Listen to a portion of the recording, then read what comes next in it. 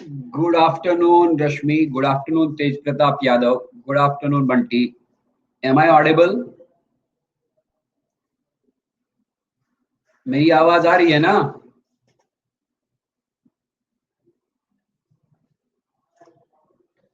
चलो फिर ठीक है।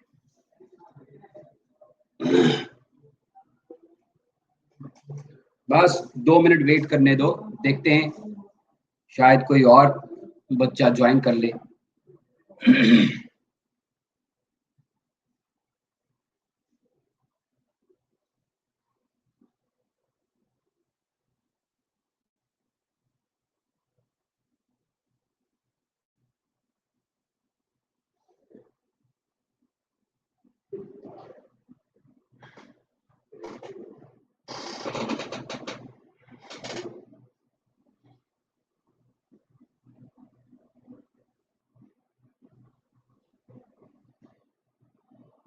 वैसे हम आज पढ़ने वाले हैं consumer decomposer protests.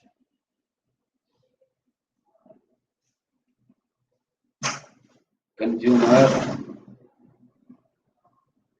Decomposer protests.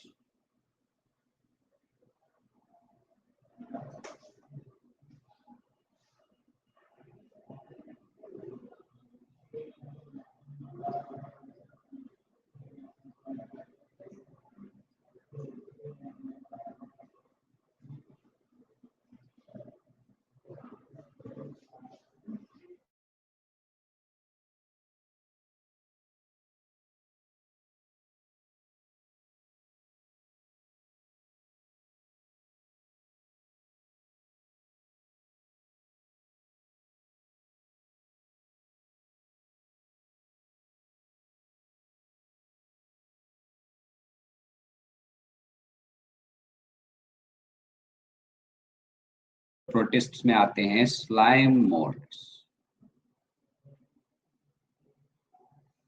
Slime modes तो मतलब ये हुआ कि हमको पढ़ना है स्लाइम मोड्स के बारे में। इससे पहले जो हमने पढ़ा था वो क्या था? फोटोसिंथेटिक प्रोटिस्ट्स। ऐसे प्रोटिस्ट्स जिनमें ऑटोट्रॉफिक न्यूट्रिशन होती है, जिनमें फोटोसिंथेटिक टाइप ऑफ न्यूट्रिशन होती है। उसमें हम बताए थे आपको डायटम्स, डायनोफ्लैजलेट्स और यूग्लिनोफाइट्स। ठीक है ना? तो आज consumer decomposer प्रोटिस्ट्स which include slime modes. मतलब ये हुआ कि इनके अंदर कोई भी ऑटोट्रॉफिक न्यूट्रिशन नहीं है, नो ऑटोट्रॉफिक न्यूट्रिशन। इनके अंदर या तो कंज्यूमर टाइप ऑफ न्यूट्रिशन होगा। कंज्यूमर टाइप ऑफ न्यूट्रिशन मतलब होलोजोइक न्यूट्रिशन, या तो बेटा डिकम्पोजर टाइप ऑफ न्यूट्रिशन होगा। डिकम्पोजर टाइप ऑफ न्यूट्रिशन मतलब सैप्रोफाइटिक न्यूट्रिशन। आपने 10th क्लास में अपने पढ़ा होगा होलोजोइक न्यूट्रिशन और सैप्रोफाइटिक न्यूट्रिशन, मैंने भी कई बार बताया है आपको। तो इनमें हेटेरोट्रॉफिक न्यूट्रिशन होने वाली है। ठीक है, हेटेरोट्रॉफिक न्यूट्रिशन होने वाली है इनमें। This heterotrophic nutrition can be either holozoic nutrition और सैप्रोफाइटिक न्यूट्रिशन। ठीक है ना जी? तो देखते रहिए। Slime molds were formerly included among fungi. They were formerly included, पहले इनको रखा गया था, formerly included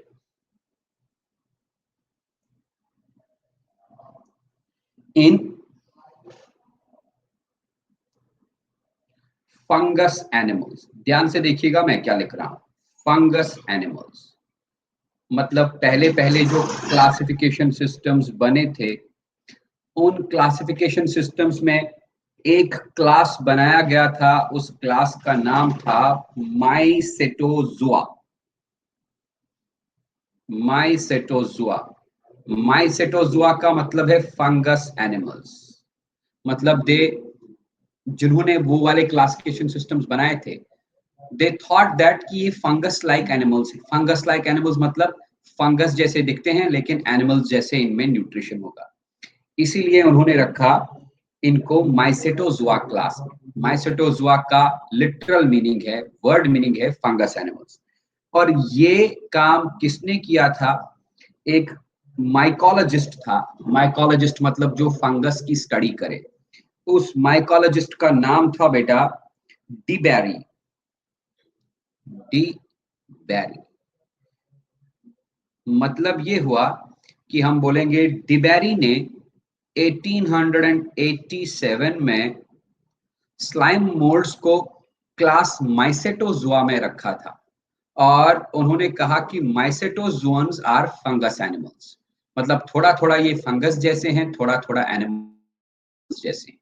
फंगस जैसे और एनिमल्स जैसे का मतलब है इनके फीचर्स फंगस की तरह भी हैं और एनिमल्स की तरह भी। ठीक है। एक और बंदा था, उसका नाम था मैकब्राइड। मैकब्राइड ने इनको एक अलग ही डिवीजन में रखा। उस डिवीजन का नाम था मिक्सोमाइकोटा। मैकब्राइड ये भी एक साइंटिस्ट था, रिसर्चर था। 1897 में मैकब्राइड ने स्लाइम मोल्ड्स को इंक्लूड किया, included them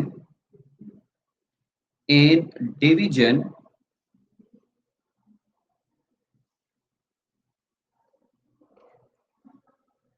मिक्सोमाइकोटा।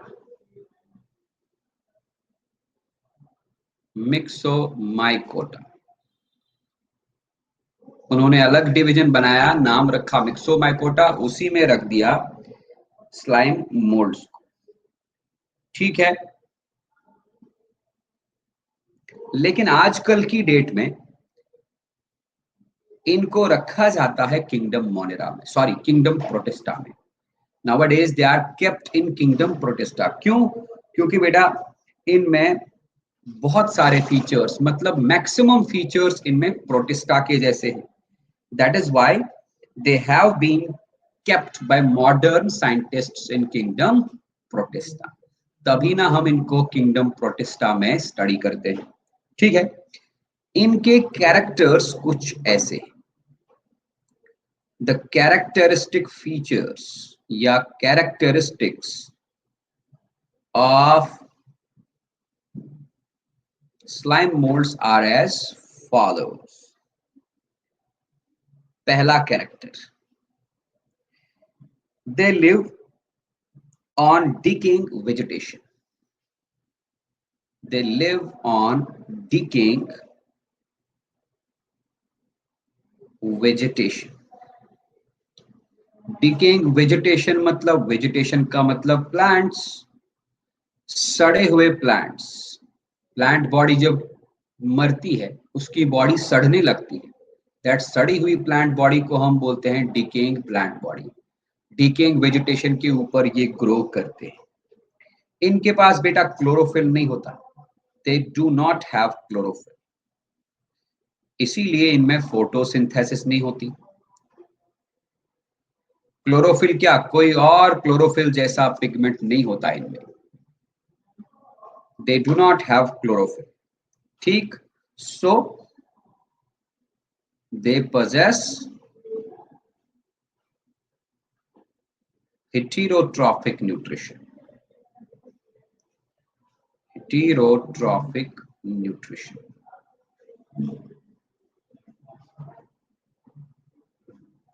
ठीक है। इनमें सिर्फ प्लाज्मा मेम्ब्रेन होता है, they are surrounded by plasma membrane only. कोई सेल वॉल नहीं होता, surrounded by plasma membrane only.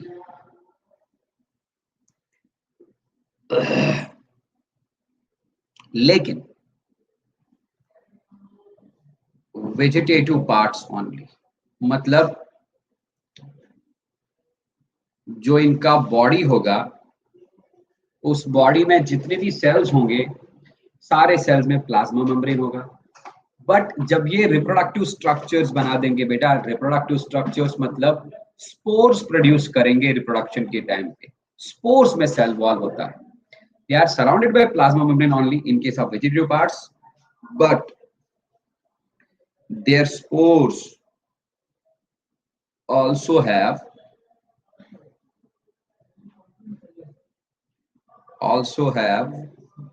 a cell wall।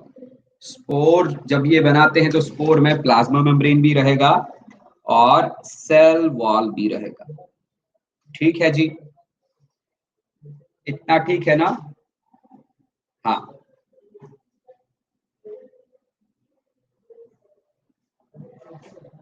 बेटा जी स्लाइम मोल्ड्स दो तरह के होते हैं। Slime molds are of two types. एक एसेल्युलर स्लाइम मोल्ड्स और दूसरा सेलुलर स्लाइम मोल्ड्स। लेकिन उससे पहले आप याद रखेंगे इनमें न्यूट्रिशन होती है saprophytic. They have saprophytic nutrition. और सैप्रोफिटिक न्यूट्रिशन आपको पता ही है किस टाइप का न्यूट्रिशन होगा। इनके दो टाइप्स हैं। First one is cellular slime moulds. नहीं, पहले हम एसेल्यूलर लिखेंगे, एसेल्यूलर स्लाइम मोल्ड्स।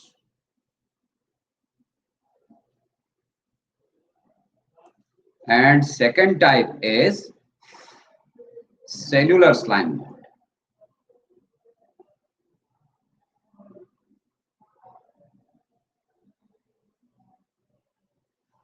ठीक है जी,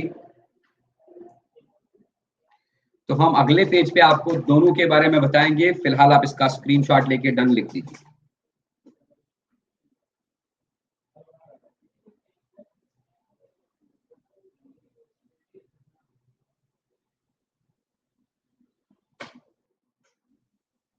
हाँ, तेज प्रताप यादव स्क्रीनशॉट लेके डन लिख दो बेटा।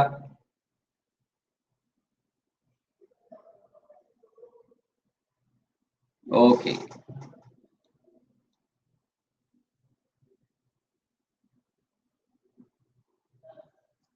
देखते जाइए।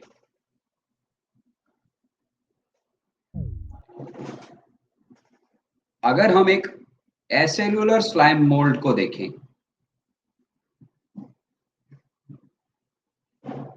एसेल्यूलर स्लाइम मोल्ड,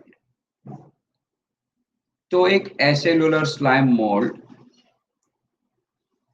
बिल्कुल हमको एक मल्टी न्यूक्लिएट जेली के जैसा दिखेगा।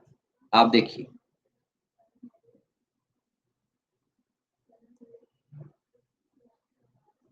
इसमें बहुत सारे न्यूक्लियस हैं। आपको ये एक सेल जैसा लग रहा है ना? लेकिन हम आपको बता दें, it is a mass of protoplasm. इस मास ऑफ प्रोटोप्लाज्म में बहुत सारे न्यूक्लिय होते हैं। ये देखिए बेटा, बहुत सारा साइटोप्लाज्म होगा, बहुत सारे न्यूक्लियस होंगे।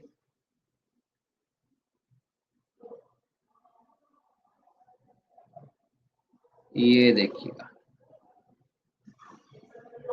क्या हम लिखेंगे? It is the multi nucleate,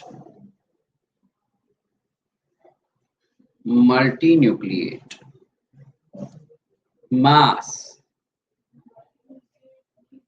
of protoplasm। Acellular slime moulds की बॉडी एक जली टाइप की बॉडी होती है। जली मतलब ये प्रोटोप्लाज्म का बना होता है, और इसी प्रोटोप्लाज्म में बहुत सारे न्यूक्लिय देखेंगे। तभी मैंने लिखा multi nucleate mass of protoplasm. याद रखें बेटा, जब भी आप मल्टी न्यूक्लिएट वर्ड यूज करेंगे ना, बहुत सारे बुक्स पे आपको मिलेगा मल्टी न्यूक्लिएट के बदले सिंकाइशियम, सिंकाइशियम। तो हम ये भी लिख सकते हैं कि एसेल्यूलर स्लाइम मोड्स जो हैं दे आर सिंकाइशियल। इसका मतलब वो मल्टी न्यूक्लिएट होते हैं, इनमें बहुत सारे न्यूक्लियस होते हैं। प्रोटोप्लाज्म के अंदर बहुत सारा न्यूक्लियस। अगर आप एक सेल को इमेजिन करिए, एक सेल में एक न्यूक्लियस होता है और प्रोटोप्लाज्म भी होता है, लेकिन यहाँ पर आपको ये एक सेल ही लगेगा, it looks like a cell, लेकिन इस सेल में बहुत सारे न्यूक्लिय हैं, तभी हमने लिखा सिंकाइशियम। सिंकाइशियम का मतलब मल्टी न्यूक्लिएट। ठीक है, एक multi nucleate mass of protoplasm है। इस multi nucleate mass of protoplasm को बेटा जी हम बोलते हैं प्लाज्मोडियम। क्या बोलते हैं इसको? This multi nucleate mass of protoplasm is known as plasmodium. Plasmodium, ठीक है। यहां पर आपको कंफ्यूजन होने के ज्यादा चांसेस हैं। प्लाज्मोडियम बेटा एक प्रोटोजोआ भी है, वो वाला प्रोटोजोआ जिससे इंसान को मलेरिया होता है, उसको हम मलेरियल पैरासाइट भी बोलते हैं, लेकिन उसका एक्चुअल नेम है प्लाज्मोडियम, है ना? शायद बेटा आपने सुना हो प्लाज्मोडियम मलेरियल पैरासाइट, वो एक प्रोटोजोन है। लेकिन यहां पर बात अलग सी है। प्लाज्मोडियम एक प्रोटोजोन है, उससे इंसान को मलेरिया होता है। यहाँ पर एसेलुलर स्लाइम मोल्ड की बॉडी को प्लाज्मोडियम बोला जाता है, और ये प्लाज्मोडियम है क्या? It is a mass of multinucleate protoplasm. ठीक है, याद रखिएगा बेटा, ये प्लाज्मोडियम ना डिप्लॉयड होता है। डिप्लॉयड मतलब इसका हर एक न्यूक्लियस, ये अगर न्यूक्लियस है, जितने भी न्यूक्लियस होंगे इनके अंदर, सारे न्यूक्लियस बेटा डिप्लॉयड होंगे। सारे न्यूक्लियस में क्रोमोसोम्स पेयर्ड कंडीशन में होंगे। ठीक है, इज इट क्लियर? अब देखिए हम क्या करेंगे। ये प्लाज्मोडियम जो है, ये भी हम बोल सकते हैं कि it is the vegetative body, vegetative structure. Vegetative structure बेटा मतलब है ये अभी रिप्रोडक्शन नहीं कर रहा है। जैसे कि देखिए, हर एक इंसान के अंदर, हर एक लिविंग ऑर्गेनिज्म में दो फेजेस होते हैं बॉडी में, दो पार्ट्स होते हैं, वेजिटेटिव पार्ट और रिप्रोडक्टिव पार्ट। रिप्रोडक्टिव पार्ट को छोड़ के जितना भी पार्ट है ना, उसको हम वेजिटेटिव पार्ट बोलते हैं। आप लोगों ने 10th क्लास में फ्लावर पढ़ा है ना? हर एक प्लांट का फ्लावर, फ्लावर क्या है बेटा? Sex organ, reproductive part. Flower के बगैर प्लांट में जितने भी पार्ट्स आएंगे, लाइक रूट है, ब्रांचेस हैं, लीव्स हैं, वो सारे बन गए वेजिटेटिव पार्ट्स। इंसान को देखिए, इंसान में सेक्स ऑर्गन्स होते हैं।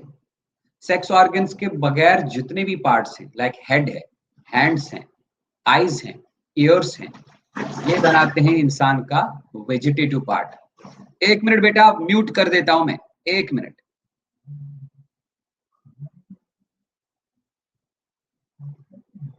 टाइम मिला क्या? म्यूट ही नहीं हो रहा।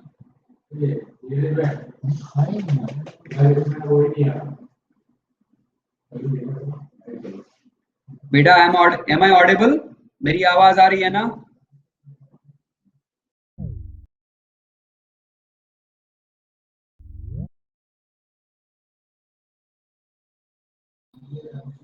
हाँ जी, तो क्या बोल रहे थे हम बेटा? वेजिटेटिव और रिप्रोडक्टिव पार्ट के बारे में आपको डिफरेंस बता रहे थे।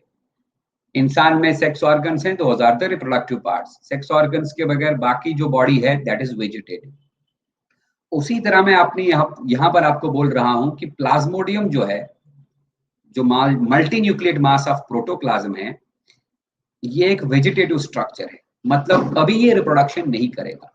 जब रिप्रोडक्शन का टाइम आएगा, तब इसमें कुछ और चीजें बनेंगी। समझ रहे हैं बात? तो देखिए सामने, आगे देखिए बेटा आप, जब ये प्लाज्मोडियम का रिप्रोडक्शन का टाइम आएगा, तो बेटा इस प्लाज्मोडियम से कुछ ट्री लाइक स्ट्रक्चर्स पैदा होंगे। ध्यान से देखिएगा, लाइक दिस।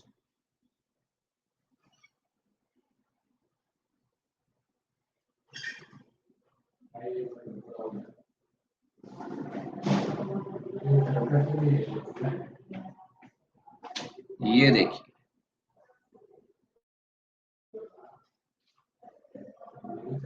ये देखिए बेटा, एकदम आपको ट्री लाइक स्ट्रक्चर्स दिखाई दे रहे हैं।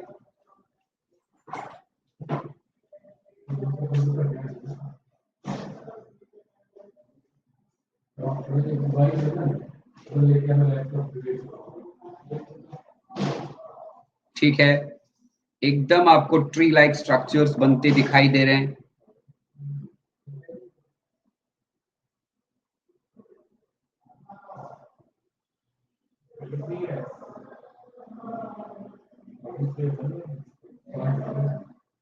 ठीक है बेटा, इन ट्री लाइक स्ट्रक्चर्स को हम स्पोरांजिया बोलते हैं। क्या बोलेंगे? स्पोरांजिया। लेकिन आप ध्यान रखें, इस वेजिटेटिव स्ट्रक्चर में, इस multi nucleate mass of protoplasm में बहुत सारे न्यूक्लियस भी हैं। इसी multi nucleate mass of protoplasm से ये ट्री लाइक स्ट्रक्चर्स अराइज होंगे। इन्हीं ट्री लाइक स्ट्रक्चर्स को बेटा जी हम बोलते हैं स्पोरांजिया। क्या बोलेंगे? सुपोरांजिया। अगर एक होगा तो स्पोरांजियम, बहुत सारे हैं तो सुपोरांजिया। ठीक है, कोई दिक्कत यहां तक? Any doubt? ये जो स्पोरांजिया है ना बेटा, यही तो है रिप्रोडक्टिव स्ट्रक्चर्स। तो multi nucleate mass of protoplasm vegetative part था और स्पोरांजिया आर द रिप्रोडक्टिव पार्ट्स। क्या है ये? Reproductive structures.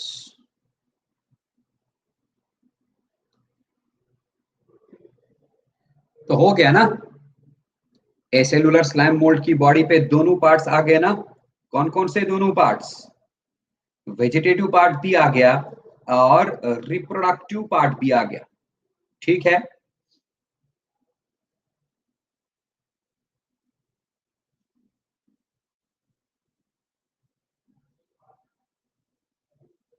ठीक है ना जी। अगर हम इस एक स्पोरांजियम को अलग से यहां पर ड्रॉ करेंगे, ध्यान से देखिएगा, हर एक स्पोरांजियम में एक हैंडल होता है। ये देखिए बेटा, और हैंडल के ऊपर बहुत ही इंट्रिकेट, मतलब network of thread like structures होगा। वैसे तो हमको ये गोल गोल दिख रहा है, लेकिन ये स्पोरांजिया ना थ्रेड लाइक स्ट्रक्चर्स के बने होते हैं। इस पूरे स्ट्रक्चर का ये हैंडल जो है, हैंडल को हम बोलते हैं स्टाक। और ये चीज जो है, दिस इज स्पोरांजियम। स्पोरांजियम बना होता है फाइन थ्रेड्स का। इन थ्रेड्स को बेटा हम बोलते हैं कैपिलिटियम। मैं यहां पर लिख रहा हूं, इधर स्पोरांजिया formed of fine protoplasmic threads। Fine, fine मतलब पतले, बहुत पतले, protoplasmic threads. In fine protoplasmic threads को बेटा हम बोलते हैं कैपिलिटियम। कैपिलिटियम।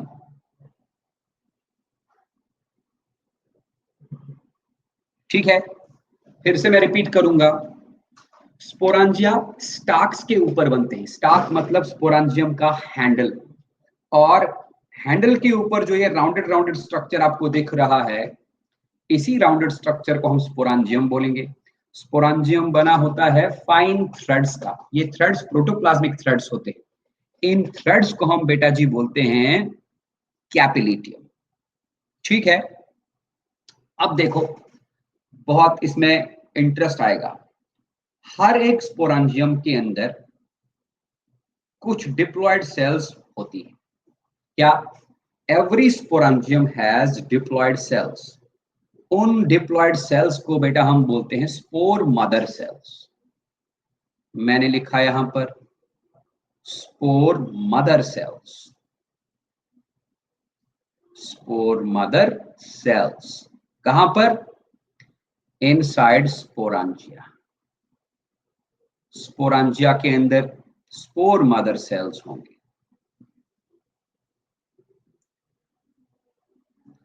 और ये स्पोर मदर सेल्स बेटा होते हैं डिप्लॉयड अगेन।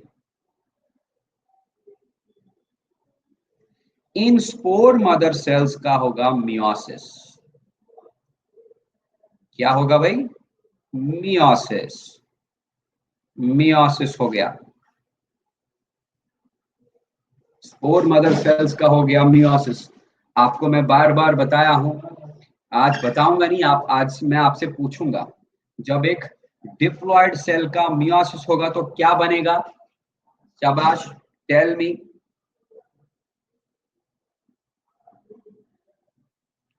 डिप्लॉयड सेल का मियोसिस होगा तो क्या बनेगा? डिप्लॉयड सेल बनेगा कि हैप्लॉयड सेल? 2n सेल का मियोसिस होगा तो n सेल बनेगा या 2n सेल? भूल गए? इसका मतलब आप घर में पढ़ते नहीं हो। बिल्कुल भी डिप्लॉयड नहीं बनेगा। याद रखें, जब भी डिप्लॉयड सेल में मियोसिस होगा उससे हैप्लॉयड सेल्स बनेंगे। बार बार बोल रहा हूं, लास्ट टाइम बोल रहा हूं। तो इन स्पोर मदर सेल्स का स्पोरेंजिया के अंदर मियोसिस हो गया, तब जाके बने एन वाले सेल्स, हैप्लॉयड सेल्स। बेटा इन हैप्लॉयड सेल्स को हम बोलते हैं स्पोर्स। जब भी डिप्लॉयड सेल का मियोसिस होगा वो हैप्लॉयड सेल ही बनाएगा। ठीक। अब इन स्पोर्स का क्या होगा? ये स्पोर्स ना स्पोरेंजिया से बाहर निकलेंगे, स्पोरेंजिया फट जाएंगे और इन हैप्लॉयड सेल्स को, स्पोर्स को रिलीज कर देंगे। तो स्पोर्स बाहर आ गए, रिलीज्ड। बाहर आने के बाद इन स्पोर्स का बेटा हो गया जर्मिनेशन।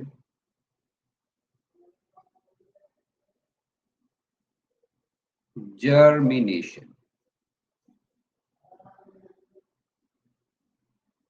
एंड जर्मिनेशन से ये कुछ एमीबा लाइक सेल्स बनाएंगे। देखिए, एमीबा के जैसा एक छोटा सा सेल, अगर 10,000 स्पोर्स रिलीज होंगे तो 10,000 एमीबा लाइक सेल्स बनेंगे। हाँ, ठीक है ना? अगर 5,000 स्पोर्स रिलीज होंगे तो 5,000 एमीबा लाइक सेल्स बनेंगे जब वो जर्मिनेट होंगे। यही एमीबा लाइक सेल्स एक दूसरे के साथ फ्यूज हो जाएंगे, लाइक दिस। आप देख लीजिए, ठीक है? याद रखें बेटा, इन एमीबा लाइक सेल्स को हम मिक्स अमीबा बोलते हैं। क्या? Mix amoeba. तो हम बोलेंगे स्पोर्स जब रिलीज होंगे, स्पोर्स कैसे होंगे बेटा? हैप्लॉइड। तो हैप्लॉइड स्पोर्स का जर्मिनेशन हो गया तो हैप्लॉइड मिक्स अमीबी बनेंगे, बहुत सारे हैप्लॉइड मिक्स अमीबी एक दूसरे के साथ फ्यूज होंगे, मतलब एन और एन फ्यूज। अगेन क्या बन गया? एन और एन, 2n। तो ये बन गया बेटा 2n वाला सेल। इस 2n वाले सेल को हम बोलेंगे जाइगोट।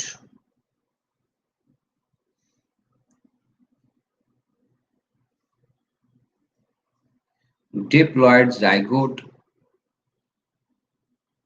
ठीक है। फिर इस जाइगोट का न्यूक्लियस बेटा डिवाइड होगा।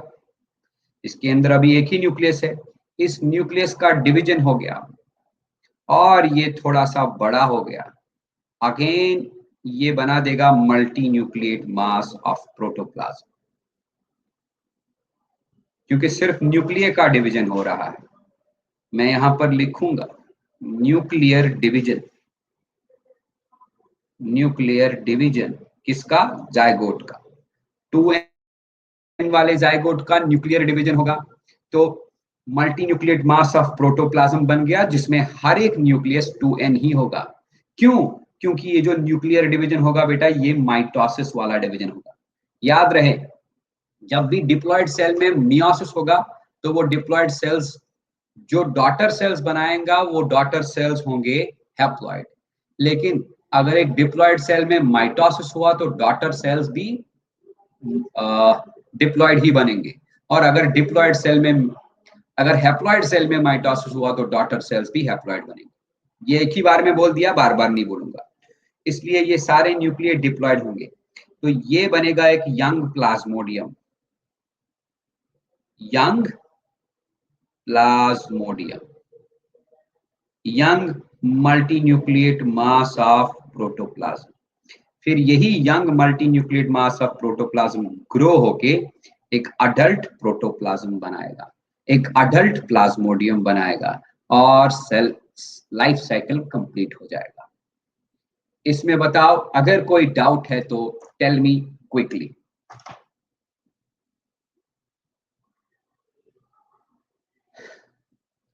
हाँ जी, नहीं है ना? अच्छा, अब मैं क्वेश्चन पूछूंगा, इस बार आंसर देना, नहीं तो मार पड़ेगी। इस लाइफ साइकिल में देखो बेटा, डोमिनेंट फेज कौन सा है? 2n वाला फेज डोमिनेंट है या n वाला फेज डोमिनेंट है? देखो, अडल्ट कैसा था, प्लाज्मोडियम कैसा था, डिप्लॉयड। यहां पर भी स्पोरंजिया डिप्लॉयड, स्पोरंजिया के अंदर जो स्पोर मदर सेल्स डिप्लॉयड। जब मियोसिस हुआ तब जाके स्पोर्स बने, स्पोर्स जर्मिनेशन हो करा के मिक्स अमीबी बना दिए, बस। जब मिक्स अमीबी फिर से फ्यूज हो गए तो डिप्लॉयड जाइगोट, फिर बना यंग प्लाज्मोडियम, बेटा ये भी डिप्लॉयड, और इस यंग प्लाज्मोडियम का ग्रोथ हुआ, बन गया अडल्ट प्लाज्मोडियम, अगेन वो डिप्लॉयड। मतलब dominant phase is the diploid phase. सिर्फ हैप्लॉयड फेज कुछ ही टाइम के लिए रहेगा, तब जब तक स्पोर्स जर्मिनेट होके मिक्स अमीबी नहीं बनाएंगे, है कि नहीं? सो मैंने आपको बताया है, जब भी डोमिनेंट फेज डिप्लॉयड फेज होगा और लाइफ साइकिल स्टार्ट होगा डिप्लॉयड फेज से, ऐसे वाले लाइफ साइकिल को हम बोलते हैं डिप्लॉन्टिक लाइफ साइकिल। क्या? Diplontic life cycle. कहने का मतलब ये है कि एसेलुलर स्लाइम मोल्ड्स में डिप्लॉन्टिक लाइफ साइकिल होगा। और ये भी बार बार बताया हूं, आप घर में पढ़ते नहीं हो इसलिए आपको याद नहीं है। जब भी डिप्लॉन्टिक लाइफ साइकिल होगा तब मियोसिस होती है कहां पर?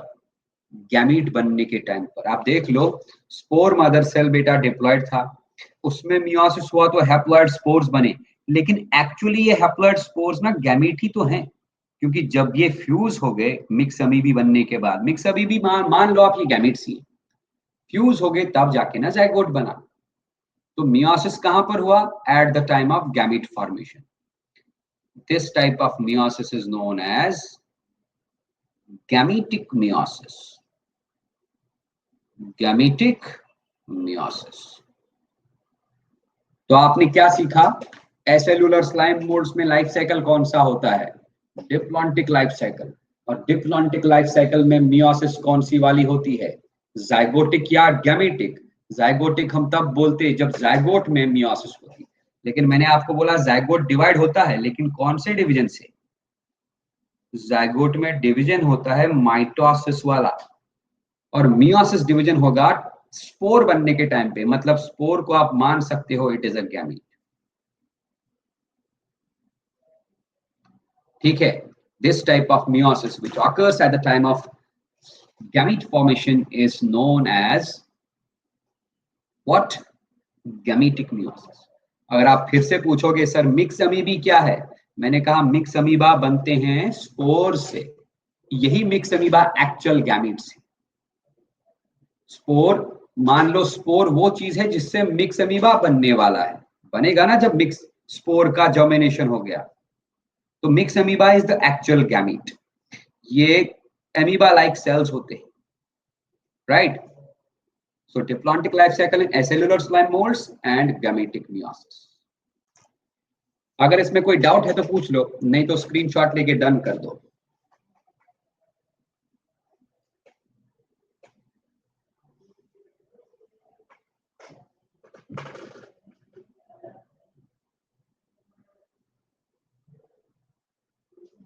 तेज प्रताप, स्क्रीनशॉट लेके डन कर दो बेटा। ग्रेट, हम बढ़ते हैं आगे। फिर से मैं इसी लाइफ साइकिल को रिपीट करूंगा, एकदम डिट्टो इसी लाइफ साइकिल को रिपीट करूंगा। देखते जाओ। तो ये था प्लाज्मोडियम, और प्लाज्मोडियम क्या है? Plasmodium is the multi nucleate mass of protoplasm. ठीक है जी। इस प्लाज्मोडियम के ऊपर स्पोरांजिया बने, लाइक दिस।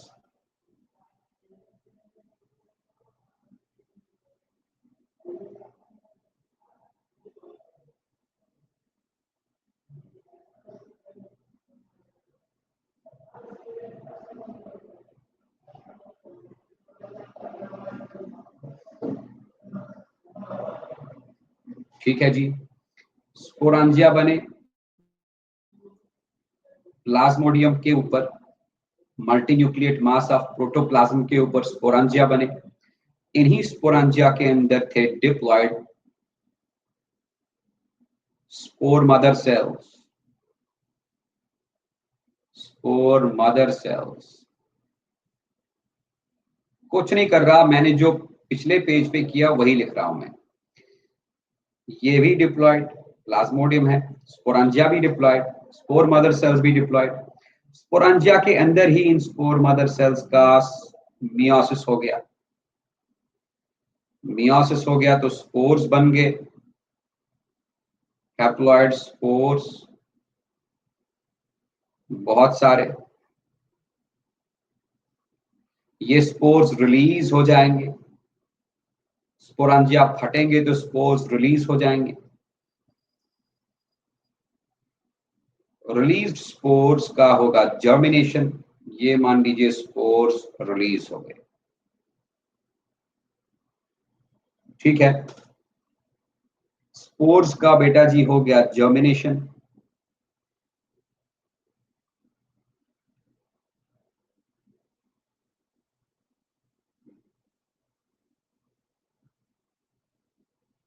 वहां पर मैंने कहा था जर्मिनेशन के बाद स्पोर्स कन्वर्ट हो जाते हैं इनटू एमीबा लाइक सेल्स। उन एमीबा लाइक सेल्स को हम मिक्स अमीबा बोलते हैं। यहां पर थोड़ा सा मैं हट के कुछ बोलूंगा। जैसे ही ये स्पोर्स, हैप्लॉइड स्पोर्स जर्मिनेट होंगे, ये कन्वर्ट हो जाएंगे, बना देंगे। जर्मिनेशन मतलब इनमें ग्रोथ होगा। ये कुछ इस तरह की सेल्स बना देंगे,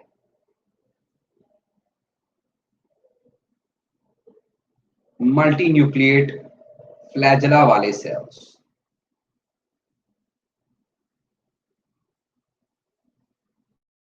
ये देखिए बेटा, इन सेल्स को हम स्वार्म सेल्स बोलते हैं। क्या? Swarm cells. अब आप बोलेंगे सर ये क्यों लिखा, फिर पहले पेज पे मिक्स अमीबा वाला केस क्यों बताया? ये इसलिए बेटा, slime moulds cellular sorry acellular slime moulds जो है ना, ये एक ऑर्गेनिज्म नहीं है, it is a group of organism. कुछ कुछ स्लाइम मोल्ड्स में स्पोर्स का जर्मिनेशन होके मिक्स अमीबा बनते हैं, और कुछ स्पीशीज ऑफ स्लाइम मोल्ड्स में स्पोर्स का जर्मिनेशन होके क्या बनता है? Swarm cells. ये स्वार्म सेल्स डेफिनेटली हैप्लॉइड हैं और यही एक्ट करते हैं एज गैमीट्स। बाकी सारा सीन वही है। फिर ये स्वार्म सेल्स बेटा फ्यूज हो जाएंगे लाइक दिस। अगर ये एक स्वार्म सेल है,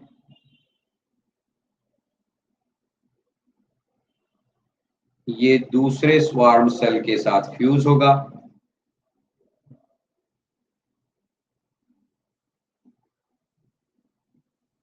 हाँ, इस फ्यूजन को हम क्या बोलेंगे? फर्टिलाइजेशन। यस, फर्टिलाइजेशन को हम सिंगैमी भी बोलते हैं। और इस फर्टिलाइजेशन से बनेगा जाइगोट। ये देखिए,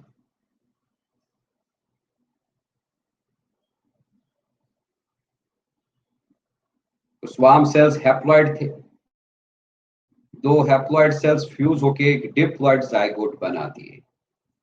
फिर मैंने क्या कहा? जाइगोट में डिवीजन होगा, जाइगोट का न्यूक्लियस डिवाइड होगा, न्यूक्लियर डिवीजन। और ये डिवीजन कौन सा होगा? Mitotic division.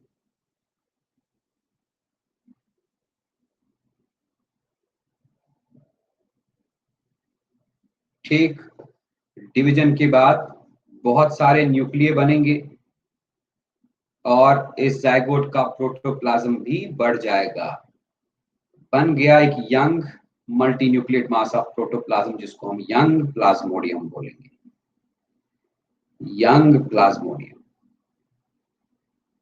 ये यंग प्लाज्मोडियम के अंदर हर एक nucleus diploid, containing diploid nuclei. फिर यही यंग प्लाज्मोडियम ग्रो होके अडल्ट प्लाज्मोडियम बना देगा। अडल्ट प्लाज्मोडियम मतलब एसेलुलर स्लाइम मोल्ड की बॉडी, वेजिटेटिव बॉडी। तो अगेन लाइफ साइकिल कंप्लीट हो गया। कुछ नहीं किया मैंने, बस मिक्स एमीबा के बदले स्वार्म सेल्स लिखा। तो अगेन ये लाइफ साइकिल कौन सा वाला लाइफ साइकिल होगा? Diplontic.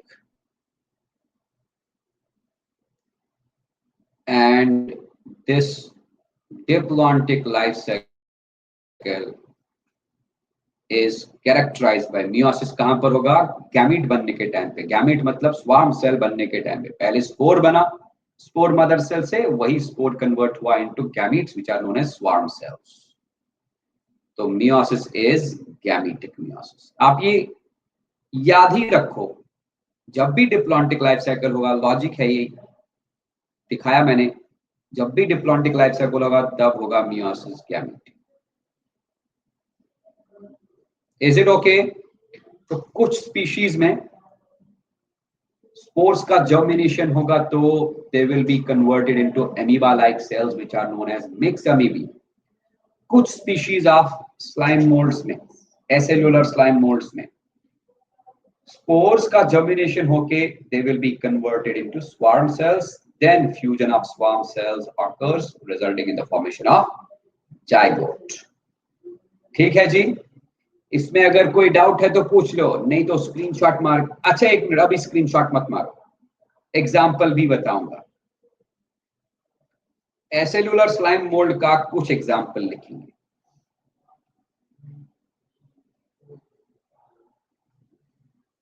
Some examples of acellular slime molds are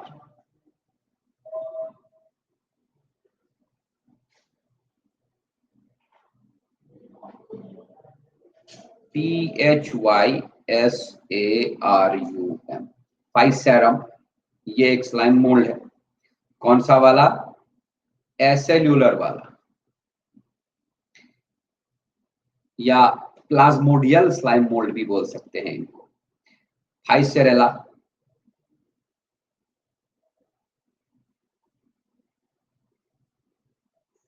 पाइसेरम, पाइसेरेला, फॉल्जियो,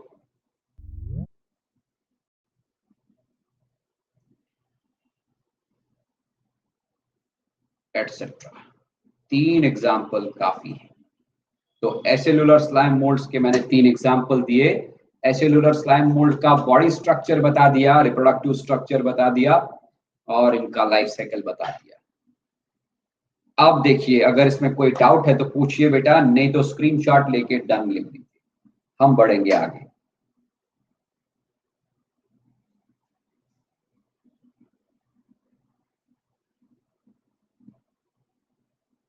हाँ, सबका स्क्रीनशॉट हो गया। रश्मि, तेज प्रताप, वेरी गुड। इसके बाद हम बात करेंगे बेटा cellular slime moulds.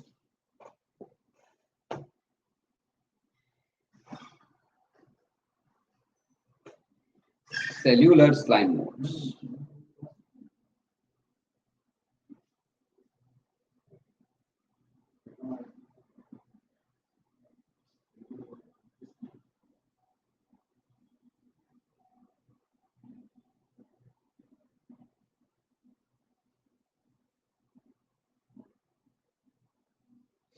Cellular slime moulds. Cellular slime moulds के कुछ कैरेक्टर्स ये रहे। देखिए, ध्यान से देखिएगा, ये भी आपको जेली लाइक मैट्रिक्स की तरह ही दिखेंगे, जेली लाइक मास की तरह दिखेंगे, लेकिन इस जेली और पहले वाली जेली में फर्क है। ये देखिए,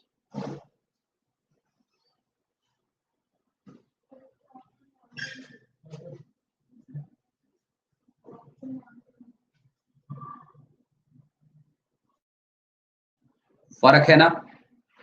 पहले वाला जली मैंने ड्रॉ किया था कैसे, एक ही बड़ा सा जली, उसके अंदर बहुत सारे न्यूक्लियस। और यहाँ पर जली आप देखिए कैसे बनी है। जली में बहुत सारे छोटे छोटे सेल्स आपको दिख रहे हैं, अमीबा लाइक सेल्स, और हर सेल के अंदर अपना एक एक न्यूक्लियस। क्या समझे?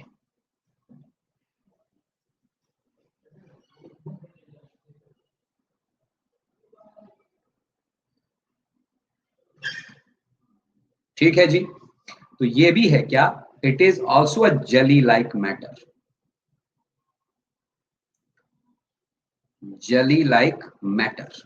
लेकिन फर्क ये है कि अनलाइक एसेलुलर स्लाइम मोल्ड, जैसे उनमें था वैसे इनमें नहीं है। इनमें क्या है, ये जली बनी होती है। जली कैसे बनी है, it is a combination of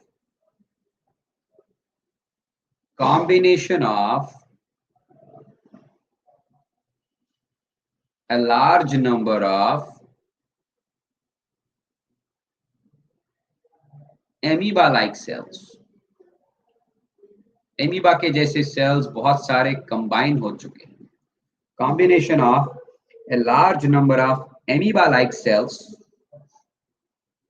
और हम आपको पहले ही बताएं बेटा, एमीबा लाइक सेल्स को हम क्या बोलते हैं, mix amoebae. Mix amoeba singular, mix amoebae plural. तो ये वाला जली जो है, ये कॉम्बिनेशन है large number of amoeba like cells का, मिक्स एमीबी का, right. each mix amoeba each mix amoeba having a single nucleus। आप देख सकते हैं हर एक सेल में अपना अपना न्यूक्लियस है, having a single nucleus।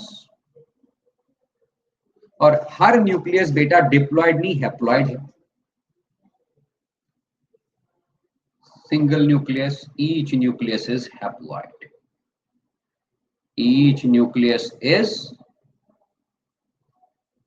haploid। मतलब ये हुआ कि जो ये वाला जेली है, सेलुलर स्लाइम मोल्ड वाला जेली, इसमें हर सेल का न्यूक्लियस हैप्लॉइड है, और हर सेल को हम बोलते हैं मिक्स अमीबा। इसको हम बेटा टिश्यू भी नहीं बोल सकते, क्योंकि आपको अगर मैं बताऊं टिश्यू का डेफिनेशन, टिश्यू क्या है, जरा आप टिश्यू का डेफिनेशन बताइए, बंटी, रश्मि, तेज प्रताप। जरा हम देखें टिश्यू का डेफिनेशन आप क्या बताएंगे, उस हिसाब से हम एक्सप्लेन कर देंगे फिर। हाँ, टिश्यू को हम बोलते हैं ना ग्रुप ऑफ सेल्स।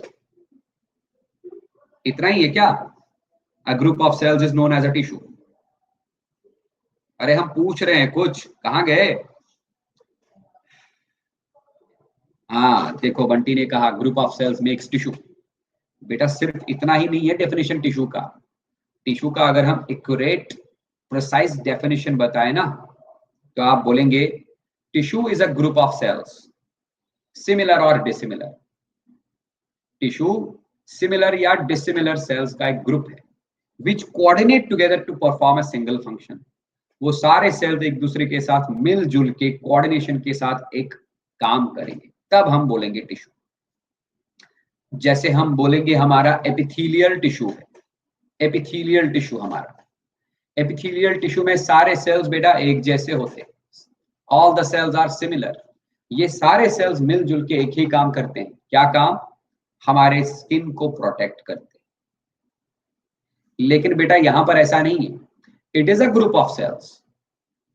ये जो जेली हमने यहाँ पर बनाई, ड्रॉ की, ये भी सेल्स का एक ग्रुप ही है, लेकिन इसमें सारे सेल्स मिलजुल के एक काम नहीं करते।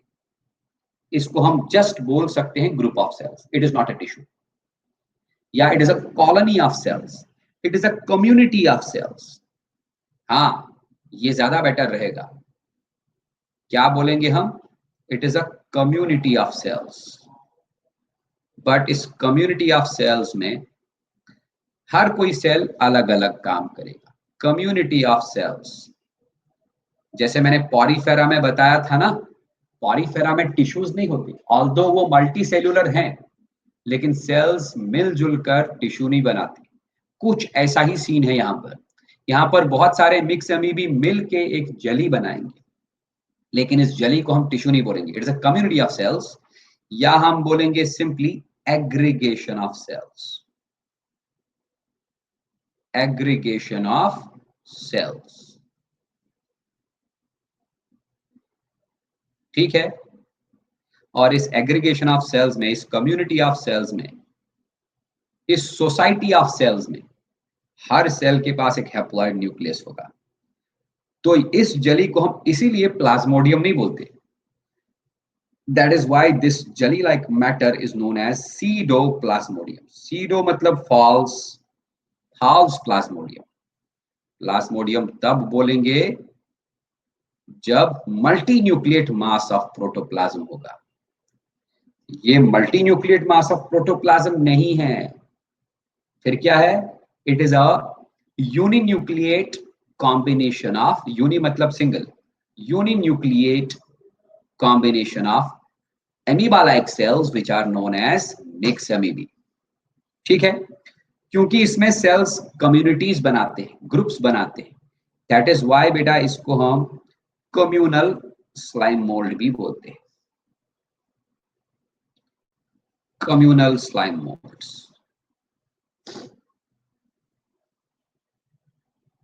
इस ग्रुप ऑफ सेल्स को हम सोसाइटी ऑफ सेल्स भी बोल सकते हैं, दैट इज व्हाई इसको हम सोशल स्लाइम मोल्ड भी बोल सकते हैं,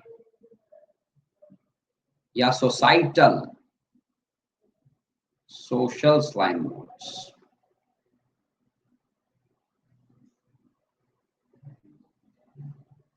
So this jelly-like matter, which is composed of mixed amoeba, each mixed amoeba having a single haploid nucleus, this jelly-like matter is known as pseudoplasmodium। बताओ बेटा जी, इतना समझ आया? Is it clear?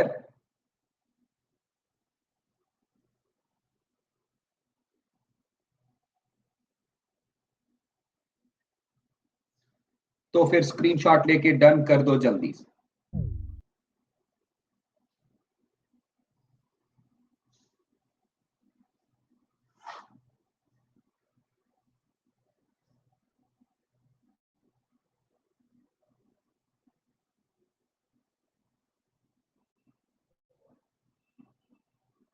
तेज प्रताप कहाँ गया? इसका नेटवर्क प्रॉब्लम है क्या?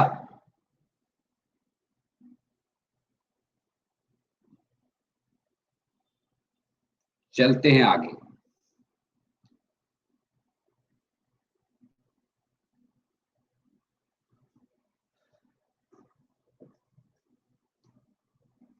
और देखो,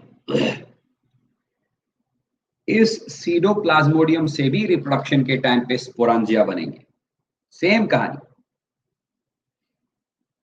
स्पोरांजिया are formed from pseudoplasmodium. Sporangia formed from pseudoplasmodium।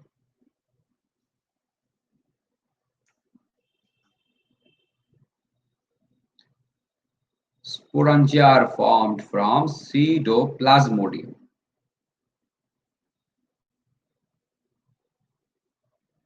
बिल्कुल प्लाज्मोडियम के जैसे इसमें भी स्पोरांजिया बनेंगे, लेकिन इन स्पोरांजिया में बेटा कैपिलिटियम नहीं होगा। Sporangia are without the wall, these sporangia are without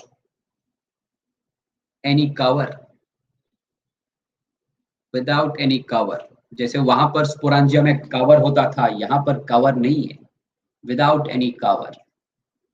और वहां पर स्पोरांजिया में फाइन थ्रेड लाइक स्ट्रक्चर्स होते थे जिनको हम कैपिलिटिया बोलते थे, यहां पर वो कैपिलिटिया भी एब्सेंट।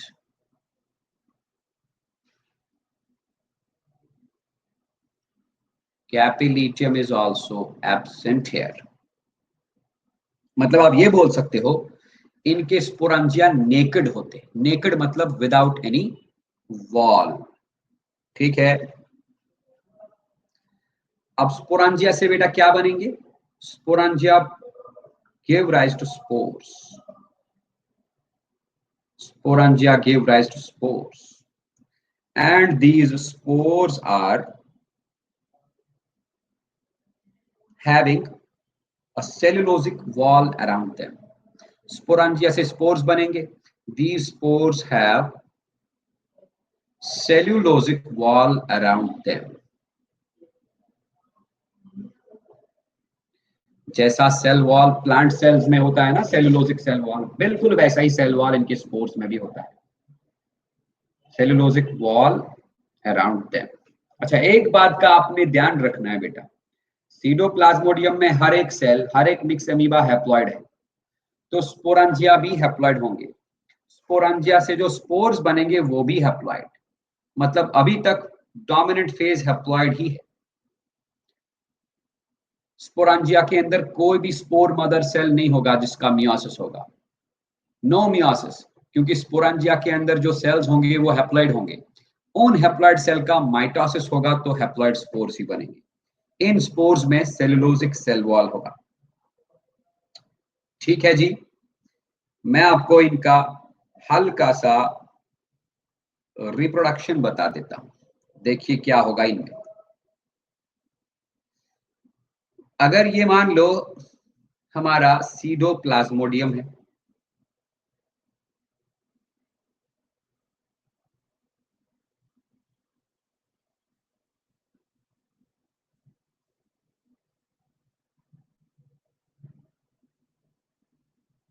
ये देखिए,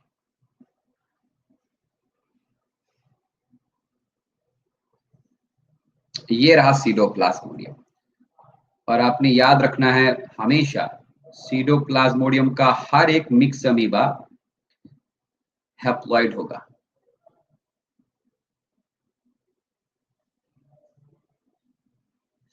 ये सीडोप्लाज्मोडियम स्पोरांजिया प्रोड्यूस करेगा, नेकेड स्पोरांजिया, जिनके पास वॉल नहीं होगा, कवरिंग नहीं होगी, कोई कैपिलिटिया नहीं होंगे.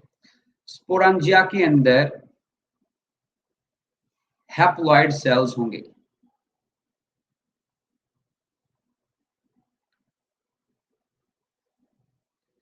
वही हैप्लॉइड सेल्स बेटा माइटोसिस करेंगे, माइटोटिक डिवीजन होगा उनका, and lots of haploid spores are formed. ये स्पोर्स में क्या होगा, बाहर से एक सेलुलोजिक वॉल होगा.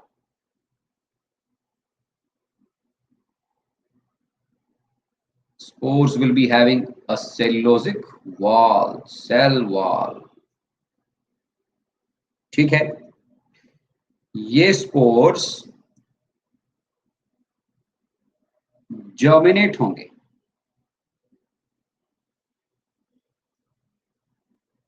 and result in the formation of gametes.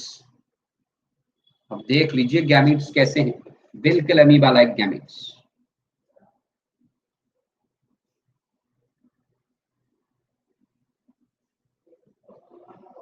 फिर ये गैमीट्स का होगा फ्यूजन. जब इनका फ्यूजन होगा तो डिप्लॉयड 2n वाला स्ट्रक्चर बनेगा, which is known as a zygote. n और n 2n ही बनाएगा. इस जाइगोट का अब होगा मियोटिक डिवीजन, मियोसिस. तो हो गया ना जाइगोटिक मियोसिस. मियोसिस से बहुत सारे हैप्लॉइड सेल्स बनेंगे, अमीबा लाइक हैप्लॉइड सेल्स.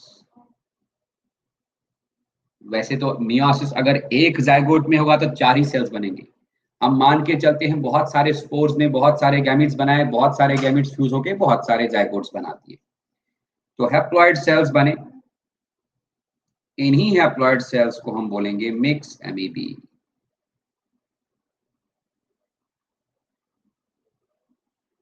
फिर क्या, यही मिक्स एमीबी एक दूसरे के साथ ज्वाइन कर दिए, इन्होंने एक कम्युनिटी बना दी and that community is known as pseudoplasmodium. So life cycle completed. अब अगेन आप इस लाइफ साइकिल में देखिए, डोमिनेंट फेज सीडोप्लाज्मोडियम हैप्लॉइड था, उसके पास स्पोरांजिया थे, उनमें भी सारे सेल्स हैप्लॉइड. स्पोरेंजिया के बाद माइटोसिस हो गया तो हैप्लॉइड स्पोर्स बने, हैप्लॉइड स्पोर्स हैप्लॉइड गैमीट्स में कन्वर्ट हो गए। सिर्फ जाइगोट ही एक डिप्लॉइड फेज है। जाइगोट का मियोसिस हो गया तो हैप्लॉइड मिक्समी भी बने, ये एक दूसरे के साथ कंबाइन करके हैप्लॉइड सीटोप्लाज्मोडियम बना दिए। तो ऐसा वाला लाइफ साइकिल जिसमें डोमिनेंट फेज हैप्लॉइड फेज होगा और स्टार्ट भी होगा हैप्लॉइड बॉडी से, ऐसे वाले लाइफ साइकिल को हम हैप्लॉन्टिक लाइफ साइकिल बोलेंगे। हैप्लॉन्टिक लाइफ साइकिल, ठीक। और आप देख ही सकते हैं मियोसिस कब हुआ, जाइगोट में। This type of meiosis is known as zygotic meiosis. Zygotic meiosis. तो क्या सीखा हमने, जो सेल्यूलर स्लाइम मोल्ड्स होते हैं इनमें हैप्लॉन्टिक लाइफ साइकिल होता है, बिकॉज इनकी बॉडी में सीरोप्लाज्मोडियम में हर एक सेल हैप्लॉइड होगा। अगर हैप्लॉन्टिक लाइफ साइकिल है तो मियोसिस होगा जाइगोटिक, लेकिन एसेल्यूलर स्लाइम मोल्ड्स में डिप्लॉन्टिक लाइफ साइकिल होता है, और diplontic life cycle is always characterized by what, diplontic life cycle is characterized by gametic meiosis. ठीक है जी। तो इनमें हैप्लॉन्टिक लाइफ साइकिल होगा और जाइगोटिक मियोसिस होगा। किन में, cellular slime modes, communal slime modes में। लेकिन एसेल्यूलर स्लाइम मोड्स में डिप्लॉन्टिक लाइफ साइकिल होगा और गैमेटिक मियोसिस होगा। कुछ एक आध एग्जांपल्स हम लिखते हैं। एग्जांपल्स, पहला एग्जांपल आप लिखेंगे डिक्टियोस्टेलियम। डिक्टियोस्टेलियम, ठीक। दूसरा लिखेंगे बेटा प्रोटोस्टेलम। प्रोटोस्टेलियम,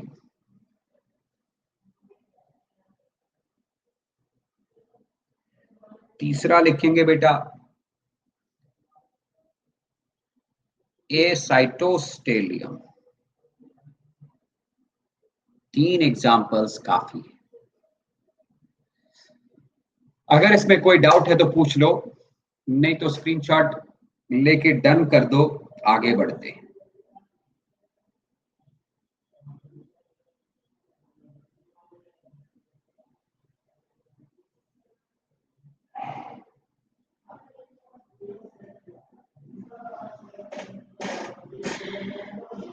तो इस पे तो आप भाग ही गया।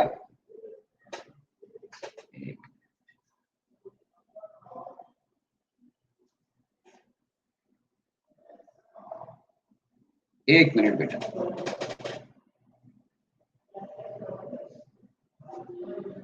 तो आगे बढ़े हम।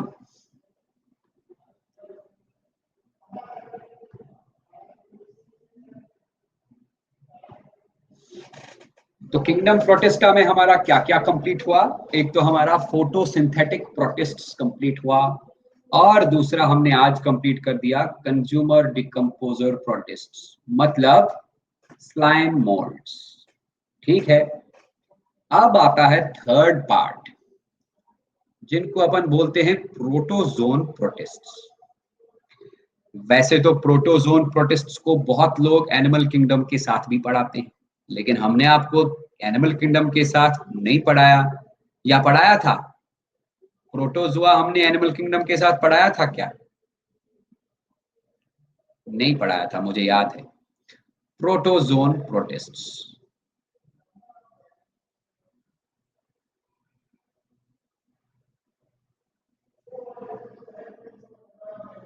ठीक है।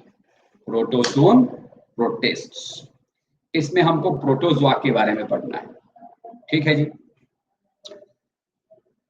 कुछ कैरेक्टरिस्टिक फीचर्स हम बताएंगे। पहले, सबसे पहला कैरेक्टरिस्टिक फीचर प्रोटोजुआ का यही है कि they are unicellular.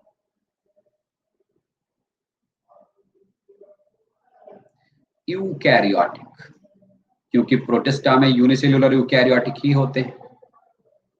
Unicellular eukaryotic organisms.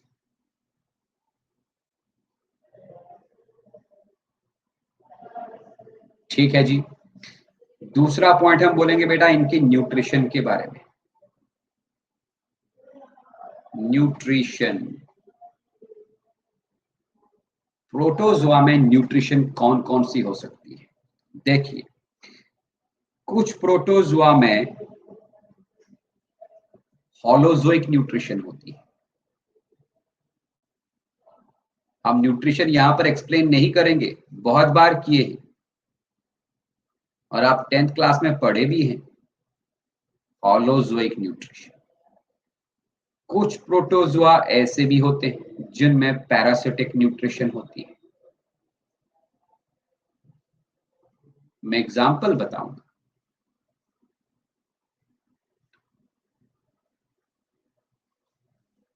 There are protozoa which have saprophytic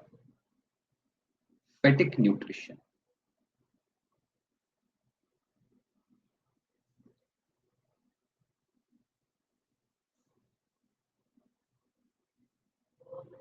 ऐसे भी प्रोटोजोआ हैं जिनमें सिम्बायोटिक न्यूट्रिशन।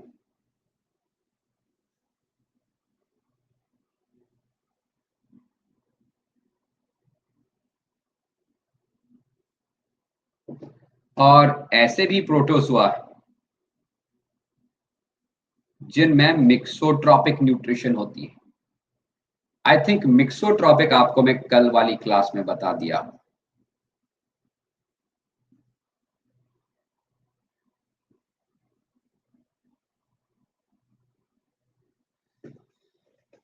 होलोजोइक न्यूट्रिशन आपको पता है, जब एक living organism whole food particle को अंदर लेगा, इंजेस्ट करेगा, उस प्रोसेस को होलोजोइक न्यूट्रिशन बोलते हैं।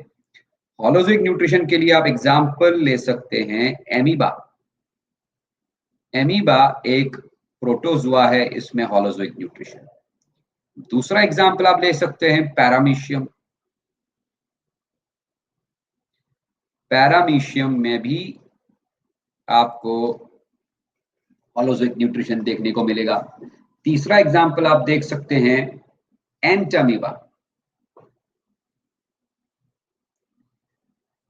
एंटमीबा। उसके बाद पैरासिटिक न्यूट्रिशन।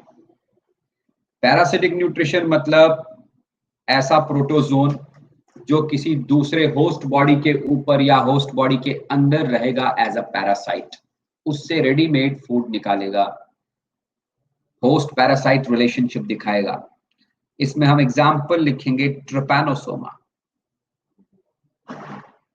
ट्रिपैनोसोमा।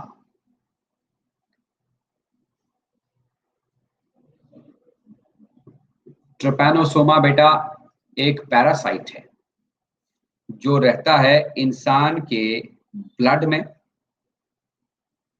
अगर इन्फेक्शन कर दिया तो इंसान के या तो ब्लड में रहेगा या तो इंसान के सेरेब्रोस्पाइनल फ्लूइड में रहेगा।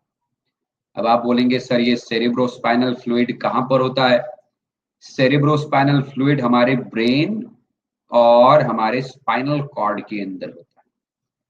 तो जिस इंसान को ट्रिपैनोसोमा ने इन्फेक्ट किया, उस इंसान के सेरेब्रोस्पाइनल फ्लूइड में, मतलब ब्रेन और स्पाइनल कॉर्ड के फ्लूइड के अंदर और ब्लड स्ट्रीम के अंदर ट्रिपैनोसोमा रहेगा। और उस इंसान को एक डिजीज हो जाती है, उस डिजीज का नाम है स्लीपिंग सिकनेस। तो ट्रिपैनोसोमा का पूरा नाम लिखते हैं। पूरा नाम है ट्रिपैनोसोमा गैम्बियंस। ये ट्रिपैनोसोमा गैम्बियंस इंसान में स्लीपिंग सिकनेस वाली डिजीज कराता है। तो ये पैरासिटिक न्यूट्रिशन दिखाएगा। It lives as a parasite in the blood stream and cerebrospinal fluid of humans, है ना। और दूसरा एग्जाम्पल हम लिख सकते हैं लेशमानिया। लेशमानिया अगेन बेटा, लेशमानिया के बहुत सारे स्पीशीज हैं, हम एक स्पीशीज का नाम यहां पर लिखेंगे, लेशमानिया डोनोवाने। ये भी रहता है एज अ पैरासाइट इंसान की बॉडी में और इंसान में एक डिजीज क्रिएट कराता है। उस डिजीज का नाम है लेशमानियासिस। लिशमानियासिस डिजीज को हम कालाजार डिजीज भी बोलते हैं। आपको बस नाम याद रखना है, डिजीज के बारे में ज्यादा नहीं जानना है, वो आप हायर स्टडीज में कर सकते हो। फिर आता है सैप्रोफिटिक न्यूट्रिशन, ऐसा प्रोटोजोआ जो सैप्रोफिटिक न्यूट्रिशन दिखाएगा। इसमें हम एग्जाम्पल लिख सकते हैं, प्लाज्मोडियम। देखा, मैंने कहा था ना प्लाज्मोडियम के साथ कंफ्यूजन हो जाएगा, लेकिन ये वाला प्लाज्मोडियम कोई स्लाइम मोल्ड नहीं है बेटा, ये वाला प्लाज्मोडियम है मलेरियल पैरासाइट। ठीक है, मलेरियल पैरासाइट। मलेरियल पैरासाइट इंसान के ब्लड स्ट्रीम में रहेगा, लिवर में रहेगा, पैरासाइट है ये, लेकिन इंसान के ब्लड स्ट्रीम में ये चला जाता है इंसान के रेड ब्लड कार्पसल्स के अंदर, रेड ब्लड सेल्स के अंदर, और वहां पर एक चीज को खाता है। कौन सी चीज को? ये खाता है हीमोग्लोबिन को। कैसे खाएगा? पहले तो ये रेड ब्लड सेल्स को मारेगा, अब मरी हुई सेल के अंदर जो चीज होगी उसको खाएगा, डिगेइंग डेड सेल के हीमोग्लोबिन को खाएगा। तो हो गया ना सैप्रोफिटिक न्यूट्रिशन। सिम्बायोटिक न्यूट्रिशन की बात करें तो सिम्बायोसिस मैंने आपको बोला है, फिर बोलूंगा। सिम्बायोसिस का मतलब है दो लिविंग ऑर्गेनिजम्स के बीच में एक ऐसा रिलेशन जिसमें दोनों को बेनिफिट मिले, दोनों को फायदा पहुंचे। ठीक है, अगर दो लिविंग ऑर्गेनिजम्स एक दूसरे की बॉडी के साथ अटैच होके रहते हैं, अलग अलग स्पीशीज वाले लिविंग ऑर्गेनिजम्स एक दूसरे की बॉडी के साथ जुड़े रहते हैं, तो अगर दोनों को बेनिफिट मिल रहा है तो इसका मतलब उनमें सिम्बायोटिक रिलेशनशिप है, सिम्बायोटिक न्यूट्रिशन ये दिखाते हैं। मैं आपको एग्जांपल बोलता,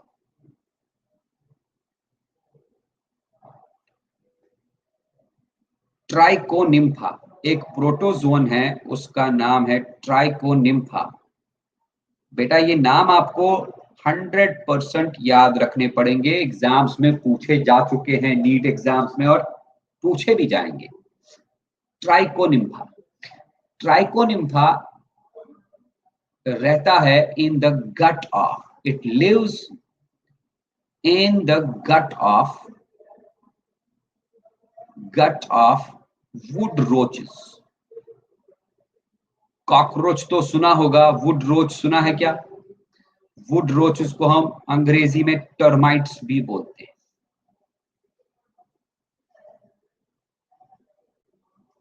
हाँ जी, तो ये रहता है वुड रोचेस के गट में। गट मतलब डाइजेस्टिव सिस्टम। बेटा वुड रोच को हम टर्माइट बोलते हैं। टर्माइट क्या है? आपने देखा होगा हमारे घरों में लकड़ी के काफी चीजें बनी होती है, फर्नीचर बना होता है ना, कुर्सी, टेबल। कभी कभी आपने देखा होगा लकड़ी की चीजों पे, कुर्सी टेबल के अंदर ना कोई इंसेक्ट सा चला जाता है, वो उस लकड़ी को खराब कर देता है। कैसे खराब करता है? लकड़ी के अंदर गया, लकड़ी के अंदर बेटा सेलुलोस होता है। क्या होता है? सेलुलोस। ये इंसेक्ट ना इसी सेलुलोस को डाइजेस्ट कर देता है, लकड़ी को फिर वुड को पाउडर फॉर्म में कन्वर्ट करता है, वुड को सड़ा देता है, पाउडर बनाता है। कभी ऐसा देखा है क्या? Have you seen this? Yes. जो इंसेक्ट लकड़ी को खाएगा, लकड़ी को, वुड को डाइजेस्ट करके पाउडर बनाएगा, वही वुड रोच है, उन्हीं को हम टर्माइट्स बोलते हैं। ठीक है, मुझे पता नहीं हिंदी में क्या बोलते हैं, लेकिन अंग्रेजी में टर्माइट्स बोलते हैं। ये वुड के अंदर का सेलुलोज डाइजेस्ट करते हैं। कैसे करते हैं बेटा? इनके गट में, इनके डाइजेस्टिव सिस्टम में एक प्रोटोजोआ रहता है, उस प्रोटोजोआ का नाम है ट्राइकोनिम्फा। ठीक है, ट्राइकोनिम्फा इनको मदद करता है वुड को डाइजेस्ट करने में, वुड के सेलुलोज को डाइजेस्ट करने में, वुड को खाने में इनको मदद करेगा। और बदले में ये ट्राइकोनिम्फा को क्या बेनिफिट देते हैं? ये ट्राइकोनिम्फा को अपने गट में रहने के लिए जगह देते हैं। हो गया ना बेनिफिट दोनों को। ऐसा वाला रिलेशनशिप जिसमें दोनों ऑर्गेनिजम्स को बेनिफिट मिले, ऐसे वाले रिलेशनशिप को हम बोलते हैं सिम्बायोटिक रिलेशनशिप। या इंटरडिपेंडेंट रिलेशनशिप या म्यूचुअलिस्टिक रिलेशनशिप। इंटरडिपेंडेंस तो समझते ही हो, एक दूसरे के ऊपर डिपेंडेंट होना। म्यूचुअलिज्म मतलब म्यूचुअल, जिसमें दोनों को फायदा पहुंचे। तो ट्राइकोनिम्फा वुड रोचेस या टर्माइट्स के गट में रहता है एज अ सिम्बायोंट, और ये ट्राइकोनिम्फा टर्माइट्स को हेल्प करता है वुड को डाइजेस्ट करने में। बदले में टर्माइट इसको क्या देता है, रहने के लिए बेटा जगह देता है। सो ट्राइकोनिम्फा मैंने आपको एक एग्जांपल बताया, it is a symbiont living in the gut of wood roaches. ठीक है ना। फिर हम चलेंगे मिक्सोट्रॉफिक न्यूट्रिशन पे। Mixotrophic nutrition, right. Mixotrophic nutrition मतलब ऐसा वाला न्यूट्रिशन जो आपने यूग्लिना में देखा है। यूग्लिना अगर सनलाइट में जाएगा, कल पढ़ाया हूं मैं डायग्राम के साथ, सनलाइट में रहेगा तो वो फोटोसिंथेसिस करेगा, मतलब उस टाइम वो ऑटोट्रॉफिक है। लेकिन जैसे ही डार्कनेस में जाएगा तो उस फोटोसिंथेसिस रुक जाएगा, तब वो होलोजोइक न्यूट्रिशन दिखाएगा, राइट। तो यहां पर मैं एग्जांपल लिखूंगा यूग्लिना, लेकिन आप क्वेश्चन मुझसे पूछ सकते हैं, सर अगर आपने प्रोटोजोआ में यूग्लिना का एग्जांपल लिख दिया, लेकिन कल तो आपने फोटोसिंथेटिक प्रोटिस्ट्स में भी यूग्लिना को लिखा, ये तो कंफ्यूजन हो जाएगा ना। कल हमने आपको फोटोसिंथेटिक प्रोटिस्ट्स पढ़ाया, उसमें मैंने यूग्लिना बताया, यूग्लिनोफाइट्स। आज मैं पढ़ा रहा हूं प्रोटोजोन प्रोटिस्ट्स, यहां पर भी मिक्सोट्रॉपिक न्यूट्रिशन वाला यूग्लिना डाल दिया मैंने। It will be a confusion, लेकिन आपका कंफ्यूजन हम दूर कर देते हैं। बेटा जो हम पढ़ रहे हैं ना डाइवर्सिटी, हाँ, क्लासिफिकेशन वाले स्टडी को बेटा हम टेक्सानमी बोलते हैं, मैं ये पहले ही पढ़ा चुका हूं। और जो टेक्सानमी के साथ डील करेगा उसको हम बोलते हैं टेक्सानमिस्ट। बहुत सारे टेक्सानमिस्ट ऐसे आए हैं जिन्होंने यूग्लिना को फोटोसिंथेटिक प्रोटिस्टा में रखा, जैसे कि विटाकर। लेकिन बहुत सारे मॉडर्न टेक्सानमिस्ट्स भी आए, रिसर्चर्स भी आए, उन्होंने यूग्लिना को प्रोटोजोआ में भी रखा। उन्होंने कहा नहीं, यूग्लिना एक प्रोटोजोन है। तो मतलब ये है कि जो किंगडम प्रोटिस्टा है ना बेटा, किंगडम प्रोटिस्टा का बाउंड्री ना स्पेसिफाइड नहीं है। आप बहुत सारे ऐसे लिविंग ऑर्गेनिज्म्स देखोगे जो एक क्लासिफिकेशन सिस्टम के हिसाब से किंगडम प्रोटिस्टा में आते हैं, और किसी दूसरे क्लासिफिकेशन सिस्टम के हिसाब से किंगडम एनिमेलिया में आते हैं, एल्गी में आते हैं। सेम केस यूग्लिना के साथ है। जो मॉडर्न टेक्सानमिस्ट्स हैं उन्होंने यूग्लिना को प्रोटोजोआ के अंदर रखा है, लेकिन जो विटाकर जैसे टेक्सानमिस्ट्स थे उन्होंने यूग्लिना को रखा है फोटोसिंथेटिक प्रोटिस्ट्स। गलत कोई भी नहीं है। आप देखो यूग्लिना में फोटोसिंथेसिस होती है 100%, तो उस हिसाब से वो भी सही है। और यूग्लिना में मिक्सोट्रॉपिक न्यूट्रिशन है, that is why it has been kept in protozoan protists. ये होलोजोइक न्यूट्रिशन भी करता है ना। तो अगर आप बुक में देखेंगे यूग्लिना को प्रोटोजोआ में, टेंशन की बात नहीं है। बुक में किसी भी बुक में देखिए या कोई टीचर पढ़ाए आपको यूग्लिना को फोटोसिंथेटिक प्रोटिस्ट में, टेंशन की बात नहीं। तो कुल मिला के टोटल में आपको यही बात बोलूंगा कि अगर आपको कोई सवाल पूछेगा आपसे कि प्रोटिस्टा में कौन सा न्यूट्रिशन होता है, आपका जवाब होना चाहिए प्रोटिस्टा एक बहुत ही diverse group of protozoan protists में कौन सा न्यूट्रिशन होता है, आपका जवाब होगा कि प्रोटोजोआ तो diverse group of living organisms है। इनमें लगभग सारे टाइप्स ऑफ न्यूट्रिशन होते हैं। देखिए होलोजोइक न्यूट्रिशन भी है, पैरासिटिक न्यूट्रिशन भी है, सैप्रोफिटिक न्यूट्रिशन भी है, सिम्बायोटिक न्यूट्रिशन भी है, और मिक्सोट्रॉपिक भी। मिक्सोट्रॉपिक मतलब autotrophic as well as heterotrophic, ठीक है ना। तो protozoan protists show a diverse kind of nutrition. Rather अगर आप प्रोटिस्ट्स को ही देखें, प्रोटिस्टा में हमने डायटम्स को पढ़ा, डायटम्स फोटोसिंथेटिक होते हैं। डायनोफ्लैजिलेट्स को पढ़ा, फोटोसिंथेटिक होते हैं। यूग्लिना को पढ़ा, मिक्सोट्रॉपिक होता है। अभी मैं आपको ट्राइकोनिम्फा बताया, सिम्बायोटिक होता है। मैं सारे जनरल प्रोटिस्टा की बात कर रहा हूँ। अभी हमने स्लाइम मोल्ड्स को पढ़ा, वो होते हैं सैप्रोफिटिक, फंगस की तरह। हाँ, तो कुल मिला के यही बात है कि प्रोटोजोन प्रोटिस्ट हो या जनरल पूरा का पूरा किंगडम प्रोटिस्टा हो, इनमें न्यूट्रिशनल डाइवर्सिटी बहुत होती है। ध्यान से सुनो, मैंने वर्ड क्या बोला, न्यूट्रिशनल डाइवर्सिटी। इस वर्ड डिट्टो, यही वर्ड बहुत बार नीट में और मेडिकल एग्जाम्स में पूछा गया है, यही वर्ड। इनमें से कौन से ग्रुप ऑफ ऑर्गेनिजम्स में सबसे ज्यादा न्यूट्रिशनल डाइवर्सिटी होती है? सबसे ज्यादा न्यूट्रिशनल डाइवर्सिटी बेटा प्रोटिस्टा में होती है, और उसके बाद दूसरे नंबर पर मोनेरा।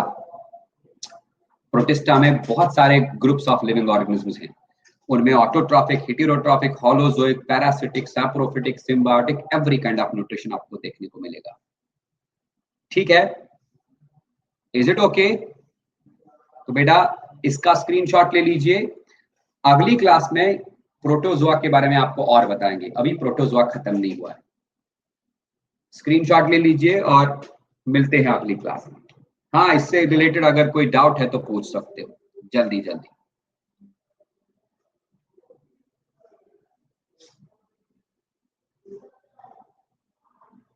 डाउट नहीं है ना? डन है ना सारा? लेकिन बेटा आपको मैं एक एडवाइस देता हूँ, आप लोग शायद घर में, बंटी शायद घर में पढ़ता नहीं है, आप लोग शायद घर में रिवाइज नहीं करते। रिवाइज नहीं करोगे तो भैया, ये तो भैया फिर दिक्कत का काम है, फिर कुछ याद नहीं रहेगा, मैं पढ़ाता जाऊंगा और आप बोलते जाओगे। ठीक है ना? तो ध्यान रहे बेटा इस बात का। चलो ठीक ठीक है, मिलते हैं अगली क्लास में, तब तक के लिए गुड बाय, टेक केयर।